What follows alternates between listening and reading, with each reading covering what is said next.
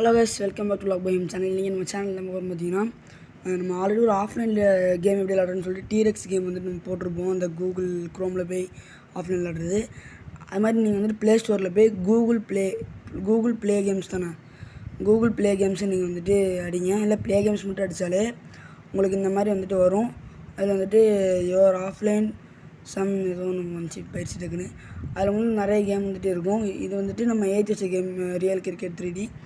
மற்றது வந்துட்டு இது, அப்புறம் வந்துட்டு ஹோப் மானியா, கிரிக்கெட்டு, அப்புறம் மைன் ஸ்வீப்பர், ஸ்னேக்கு, சாலிட்டர்னு சொல்லிட்டு ஒன்று இருக்குது. அப்புறம் பேக்மேன் சொல்லிட்டு ஒன்று இருக்குது.